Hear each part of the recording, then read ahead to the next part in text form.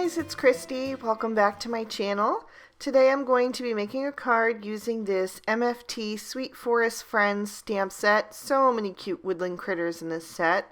I'll also be using the Chamel Little by Little 6x6 paper pad. And there's a quick flip through.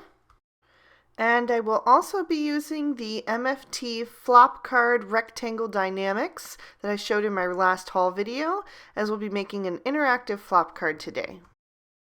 I'm going to begin with my Copic coloring, and I've stamped out just about every image in this set because I need enough for both the outside and the inside of the card.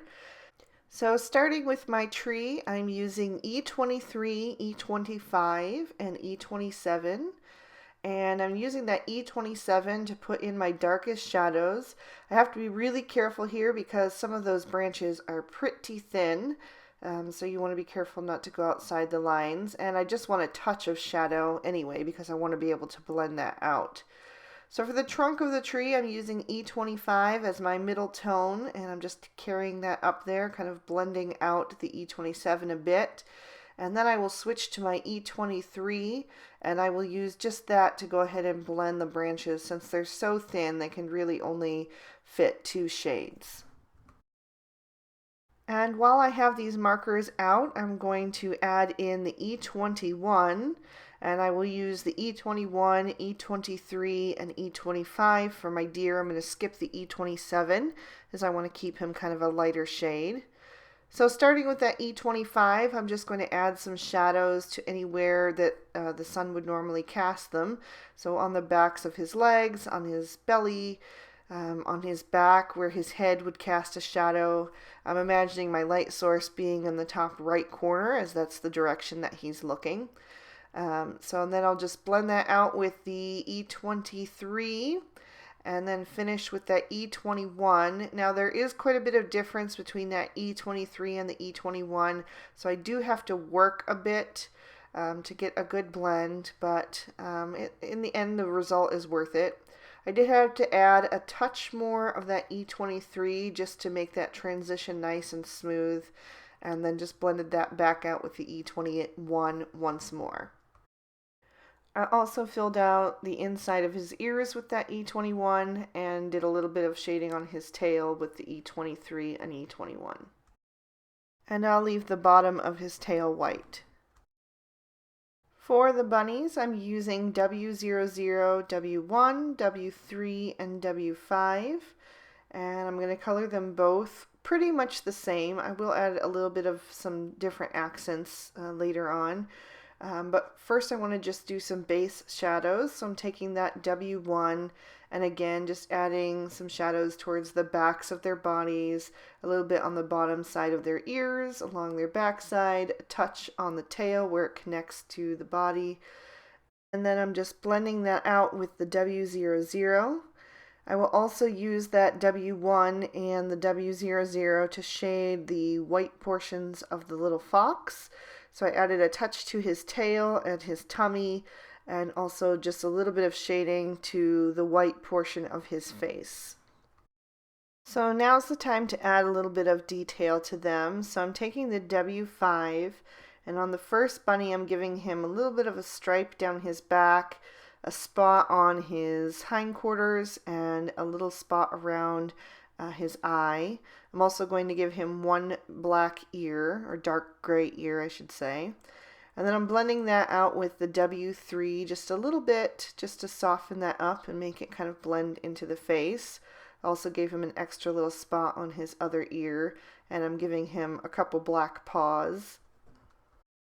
And this was looking more gray than black to me, so I decided to add in a little W7 just to deepen that up. When I was about 12 years old, I actually had a pet bunny, and her name was Trixie, and she was white with one black ear and one black ring around her eye, and then that little stripe down her back and a couple black spots, kind of like a Dalmatian. So I colored this little guy in memory of Trixie. So my second little bunny I wanted to color similarly, but not exactly the same. I didn't want a mirror image. So I gave her a few other defining features. I did give her the ring around her one eye, but I didn't give her a black ear. I gave her a couple extra spots and some extra spots on her ears as well. So just to give her a little bit more personality and make each one of them a little bit unique. And I was about to put that W7 away, but then I remembered that I wanted to use that shade to just color in the little deer's hooves. So next I'm going to move on to our little fox, and I'm going to use the YR14, YR18, and E19. And I always get those YR14 and YR18 caps confused because the YR18, which is a darker shade, actually has a lighter cap. But anyway, I'm starting out with the E19 because I wanted it to not be too bright orange. I wanted it to have a little bit of a more earth tone to it. And then I'm going to blend that out with the YR18. And again, these markers are a little bit different in shade, so it does take a little extra work to get them to blend. But it's not too difficult, just takes a little bit of going back and forth, especially right over the edge of that E19, so it doesn't look like a stark line there. And then I will finish with the YR14, and I just saved a little space on his forehead and then also on his tail for that, a little bit on his legs.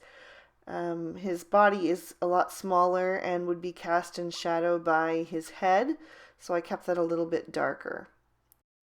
I also went back with my E19 and added a few more flicks of color just to really intensify the contrast. And then I went back over that with the YR18, also kind of in a flicking motion to get that to blend a little more seamlessly. For my bird, I'm going to use BG11, BG13, and then I just added a little touch of YR14 for his beak.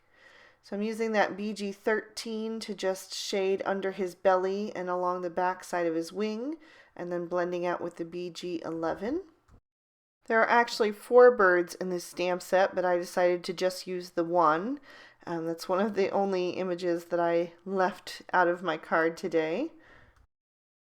For my butterflies, I'm using Y11 and Y13. I'm using the Y13 close to the inner portion of their body so that their wings will look like they're kind of flipped up a little bit, and then blend it out with the Y11. I also used the Y13 to just dot some color into the centers of my flowers. For the rest of the flower, I will use RV21 and RV23. So I'm taking the RV23 and just kind of scribbling a ring around the center, and that's going to make it look a little bit more concave. And then I'm blending out the edges with the RV21. And then I will just quickly take that RV21 to color in the centers of the butterflies' bodies. And I will give all of my critters some rosy cheeks, even the little bird and the little deer. And then I'll just add a touch more of that RV23 really close to the centers of the flowers to just give them a little bit more dimension. And I will take my W00 to just knock back the rosy cheeks on my bunnies and fox. For the leaves on my trees and flowers, I'm going to use YG07 and YG09, just adding a touch of the YG09 first, closest to the stem, and then blending out with the YG07, just really simple coloring. These are so small. And that is going to finish off our coloring, so I'll just hold that up for you guys to get a better look. And then I'll die cut those with the matching dies. I'm going to add a couple of details with my Sakura Jelly Roll pens. I'm using the white one to add a couple of freckles to the back of the little deer. And then I will take the black one to just enhance their eyes. This will make them nice and bright and shiny. Especially for the bunnies. With the dark ring around their eyes kind of get lost, so this will brighten them back up. A quick dab for the bird, and then I'll set those aside to dry. So my card base is a piece of MFT's snow cone cardstock, and I've folded it to be a standard side folding card. And then I'm adding a whole bunch of ATG adhesive with my ATG gun to the back of my pattern paper. And I've cut that down to be 4 by 5 1/4, so it has a nice little border around the edge. And I used a lot of adhesive because I really wanted that to be secure all over, because we're going to die cut right through that. Now I'm taking my T-square ruler and just marking the center of the card. So if the card is 4 1/4, that means I need to mark at 2 1/8. So I'm just making a little pencil mark for myself at either end so I can make sure that I line up the die straight. So now I'm going to grab my die and I'm going to use the part that is going to make the flop card.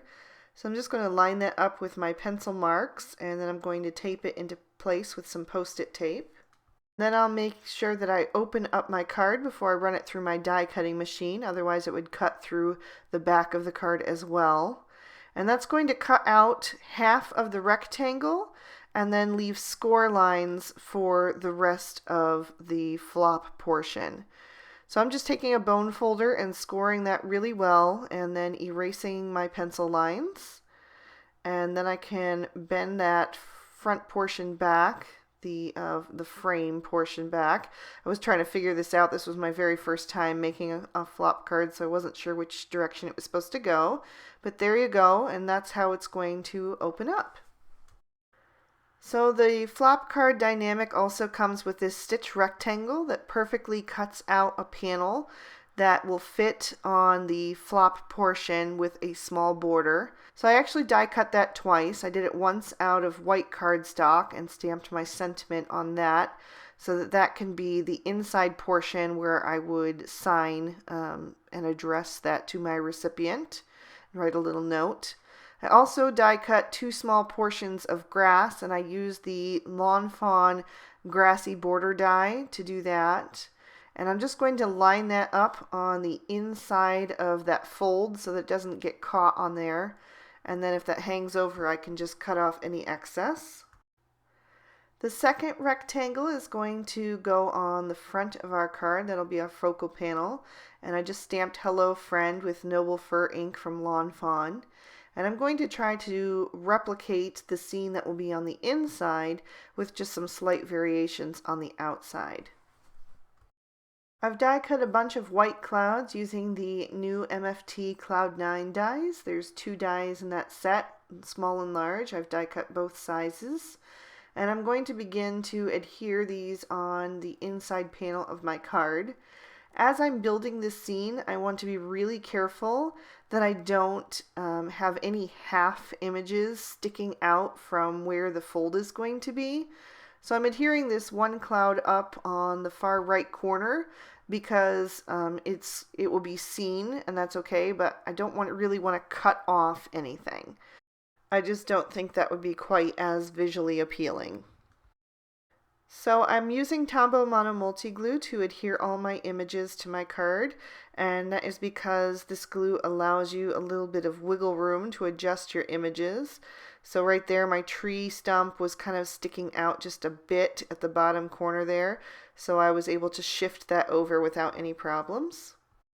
I'll add my deer to the far left there behind the tree, and the little bunny is going to go right next to him, kind of looking up. I had to be really careful so that his ears didn't hang over the edge there.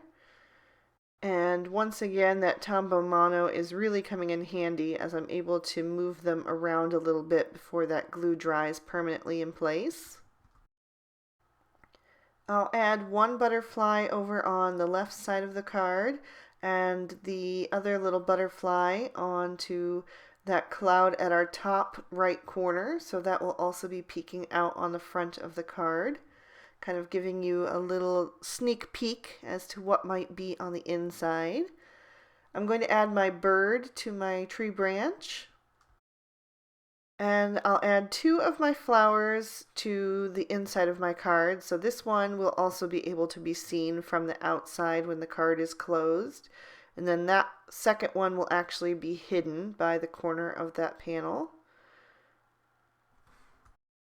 That is going to complete the inside of our card, so I'll just set that aside and I can work on our focal panel now.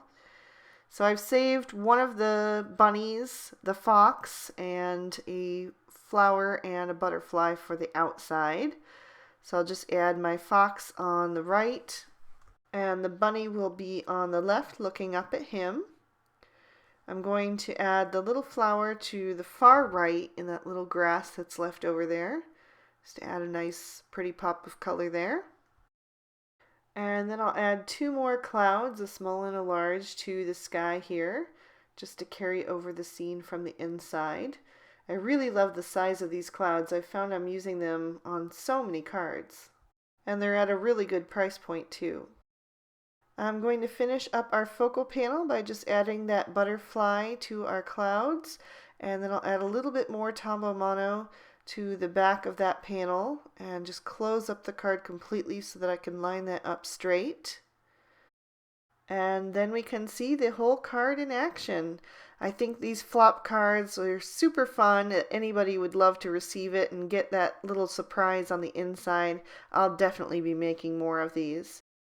So thank you guys so much for watching. I really hope you enjoyed it.